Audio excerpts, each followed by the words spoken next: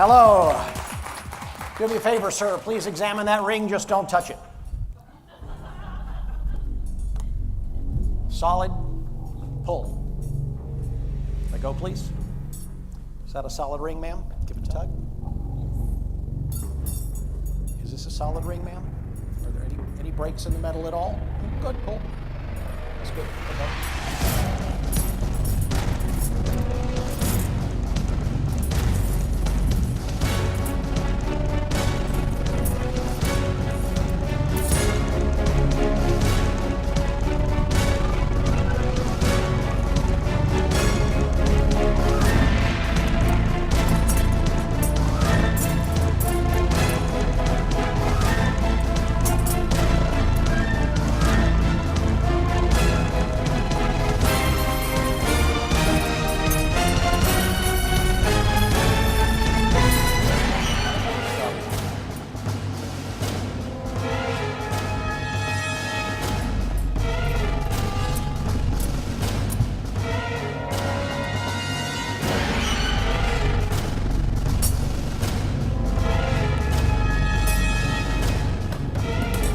Just an illusion.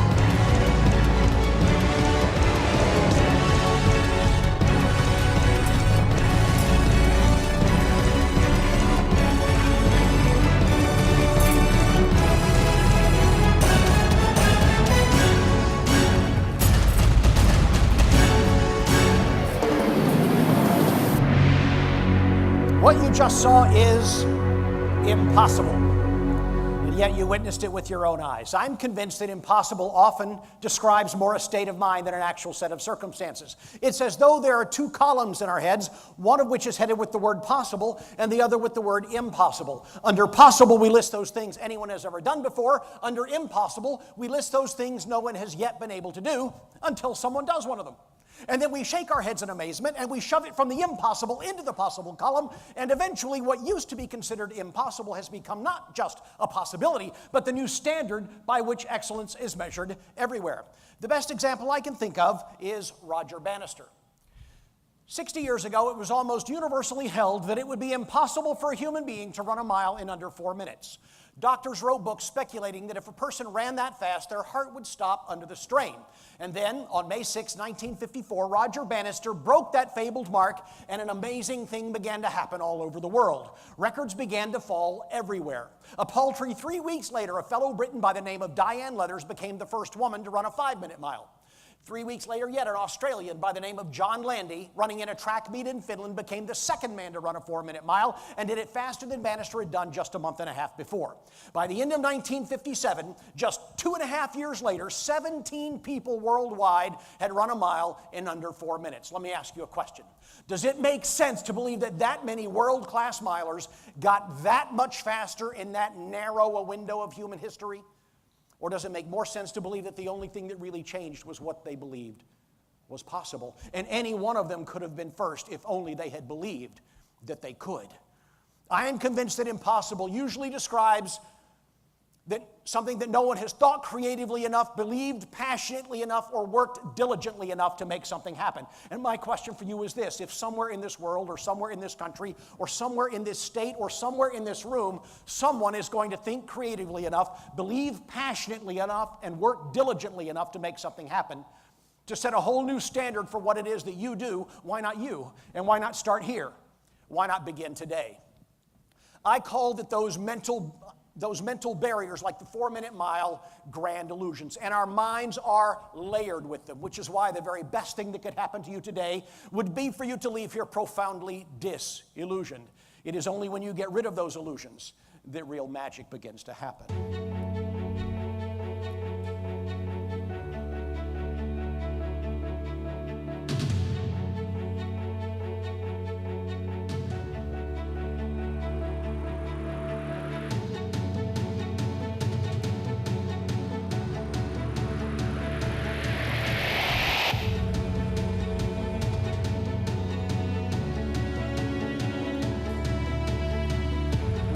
lift the two near corners of the tablecloth and take a peek beneath. Anything unusual under there? You know why? Because I'm naked.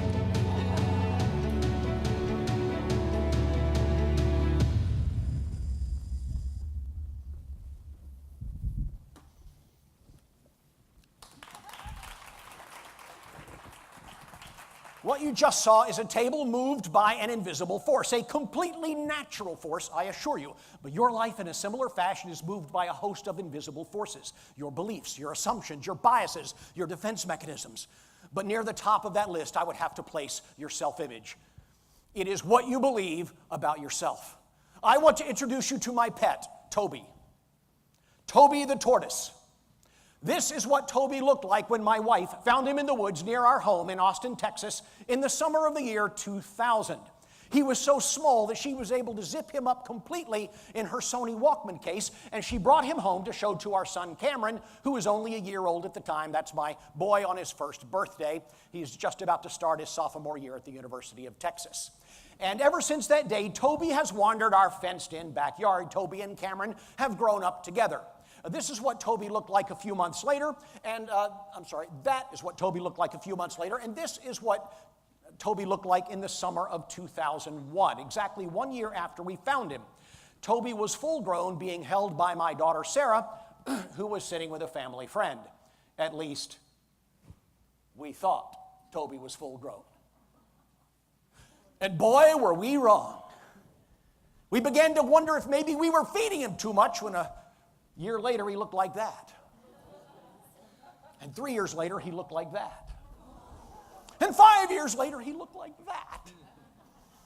And about 5 years ago, Sarah and I decided to recreate that photo from 2001 on our back patio. That's what Toby looked like then. He's bigger than that now.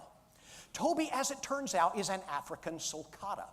Obviously, somebody's exotic pet that escaped as a baby. Toby weighs over 90 pounds.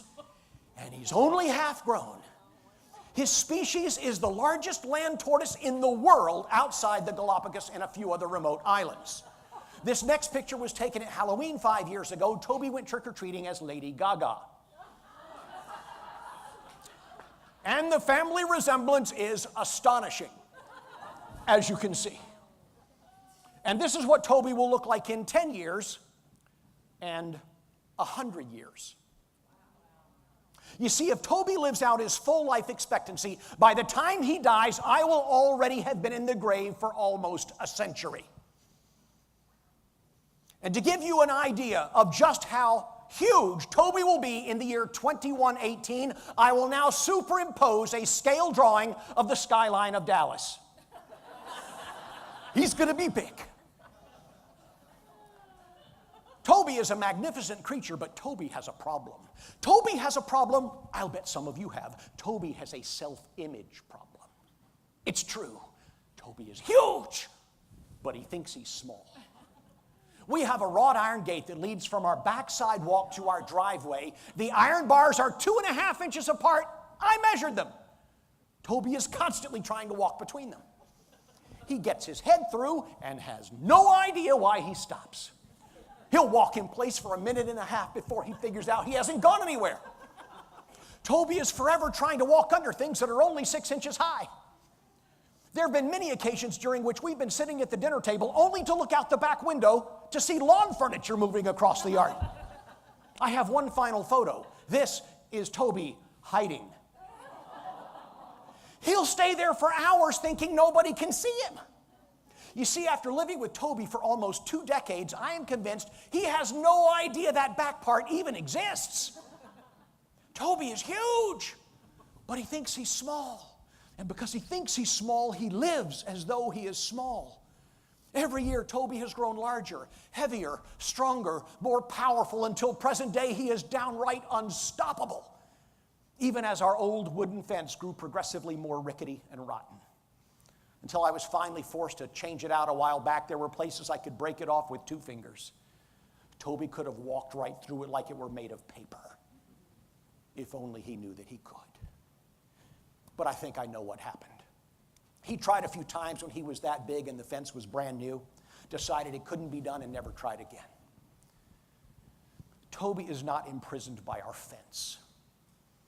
Toby is held captive by his ridiculously low self-image. Toby is held prisoner by his overblown, exaggerated view of the obstacle that lay in his path. I've told my friends for years that if Toby ever figures out what a magnificent and powerful creature he is, God help us all. We won't be able to keep him. We'll have to put him in a zoo. And if you ever figure out what a magnificent and powerful creature you are, God help anybody who tries to stand between you and your dreams. I call these fences that we all erect in our own minds, self-imposed barriers to success, glass ceilings through which we cannot break, grand illusions. There are 8 grand illusions that we do not have time to deal with here today.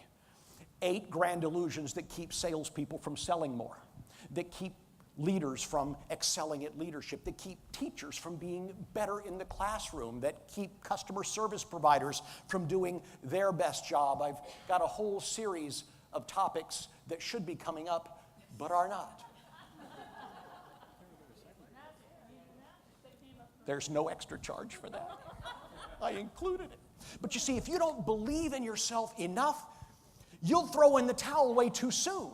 You'll give up too early. Suppose you were on the chain gang in Mississippi in the 1930s. You've been given a sledgehammer and the job of breaking a boulder. You hit it once, nothing happens. 10 times, no difference. 50 times, no visible change. 75 times, it looks exactly the same. 95 times, it is as though the boulder is mocking you. 99 times, you're on the verge of giving up. But on the 100th strike, it shatters into 1,000 pieces. Here's my question. Which strike broke the rock? All 100. You can't go out there and hit it the 100th time to begin with, now can you? And if you give up on number 5 or 25 or 75, you never see the results. Highly effective people believe at the core of their souls, with every fiber of their being, that if they keep hitting the rock, eventually it must break. Now, you've been a wonderful audience, and so I'm going to close my brief part of the program by teaching you a magic trick. I am going to teach you how to tear up a newspaper and put it back together. Why would I give away such a closely guarded secret of the magical fraternity? Well, I'm hoping that you will be so grateful to me for teaching you this trick that at the end of the program, you will run immediately up to anyone at RedPropeller and say, I want to book that guy now. Okay, now what you will do is you will pretend to tear the newspaper without really tearing it. What you will do is thrust the right hand rapidly down, making a sweeping arc and quarter turn to the right. The quarter turn of the wrist is critical. That's what makes it look like the paper tears. Down, sweeping arc, quarter turn.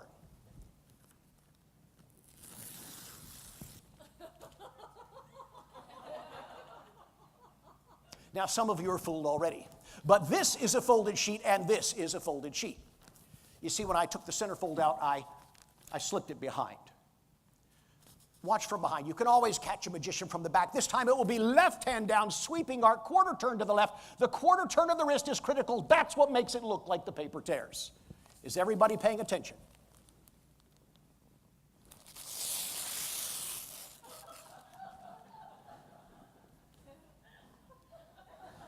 Did you catch it that time? Now, some of you are saying, but Billy, I thought I heard the paper tear. I'm very proud of that. I make that noise with my mouth. Watch my lips.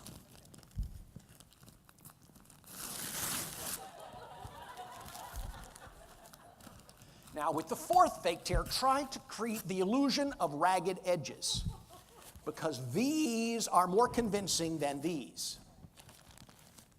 Psychology. With the final phony tear, make faces like you're tearing through 64 sheets of paper, which would be really hard. Now, I'm going to try something I don't want you to attempt at home. I am a professional. I'm going to pretend to hold a piece out to the side by itself, creating the illusion of separation. And read something. Bulldog for sale, will eat anything, loves children. Antique dresser for sale by lady with round bottom, thick legs, and large drawers. Illiterate? Write today for a free brochure. And then you open the newspaper and take your bows. Thank you very much. Wait a minute. You do not believe. Do you know what you are? You are what we magicians call septics. I can always smell a septic. You asked for it, watch.